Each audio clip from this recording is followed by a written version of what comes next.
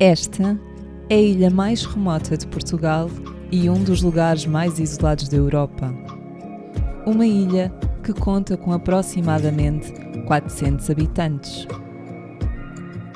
Esta é a Ilha do Corvo. A chegada a esta ilha pode ser feita via aérea ou marítima.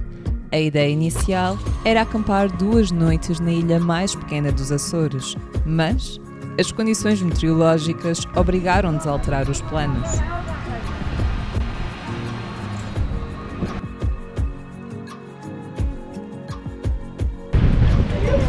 Pronto. Uma bela saída.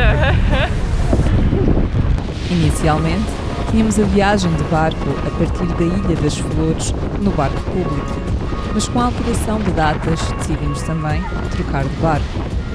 Afinal de contas, queríamos visitar as grutas da Ilha das Flores e, se ainda não viste o vídeo sobre esta ilha, poderás fazê-lo clicando no link que irei deixar na descrição. A nossa viagem foi ligeiramente atrasada devido à agitação marítima, mas não o suficiente para nos impedir de ficarmos todos molhados. Assim que entramos no barco, foi-nos dito que a diversão iria começar logo à saída do porto. Ai, a viagem até às Berlengas, comentou um dos passageiros. Tal e qual.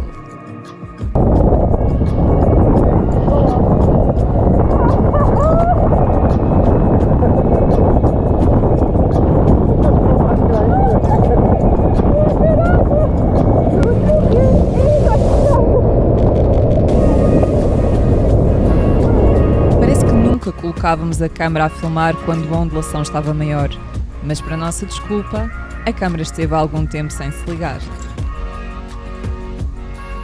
Terra à vista, mas até lá chegarmos, mais algumas ondas.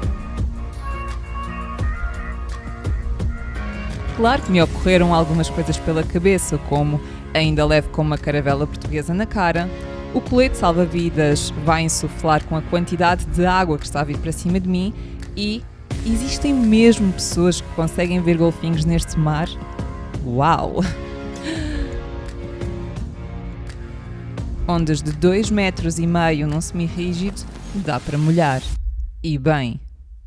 Ok, então, a primeira dica, antes de fazer no barco, é aprender a vestir bem a roupa, porque isto vai ser água. A bota também, portanto, chegamos descalçando e voltamos a volta ao contrário.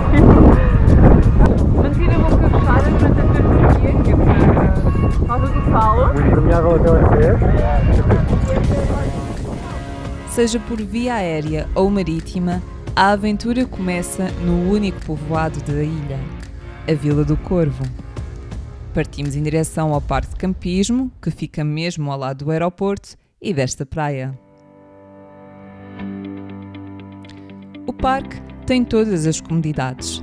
A água do duche não estava muito quente, mas não pagámos nada.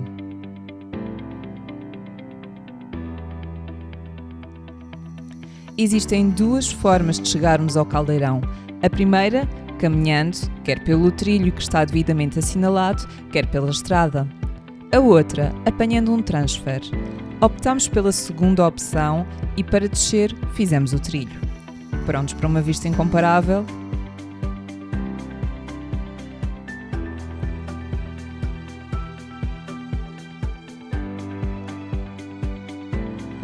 Claro que para nós a experiência não ficaria completa sem realizarmos o percurso à volta do caldeirão, por isso, lá fomos nós.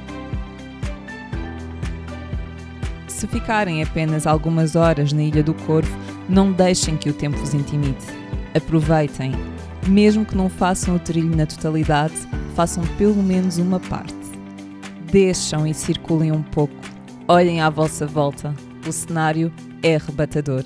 Estamos cercados de paredes altas cobertas de verde, com algumas vacas que parecem desafiar a força da gravidade. A ilha da Suíça. Capaz, mas podia ser daqui.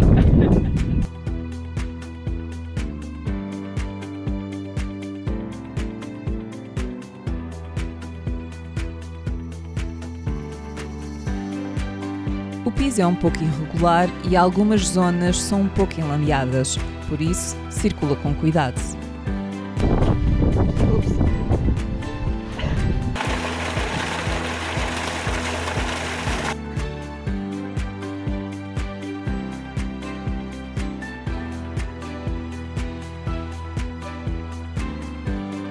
A vista de cima para o caldeirão é fantástica, mas caminhar lá em baixo teve um gosto especial.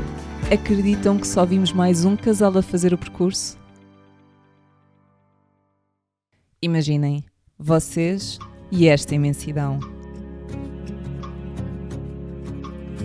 Depois desta visita maravilhosa, estava na hora de fazermos o outro percurso pedestre, a Cara do Índio.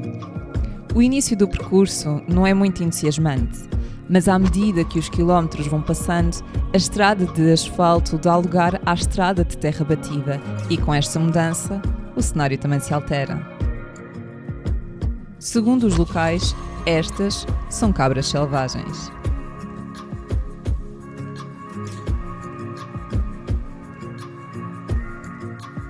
E já repararam nesta inclinação?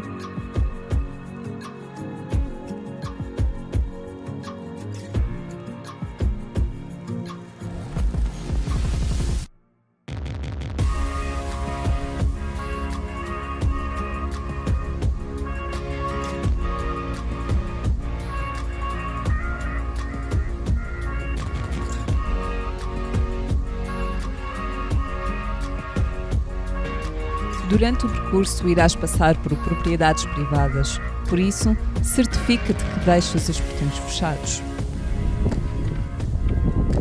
Fechar bem. Está. E aqui fica a Cara do Índio. Desculpem, gostava muito de vos conseguir mostrar, mas tem mesmo de ir até lá.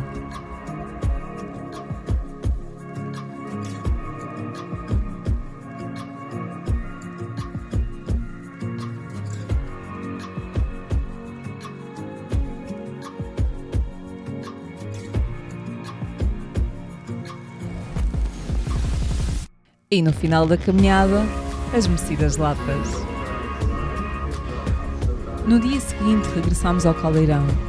O dia estava ainda mais limpo e sem vento. Por isso, metemos o drone no ar para umas últimas imagens.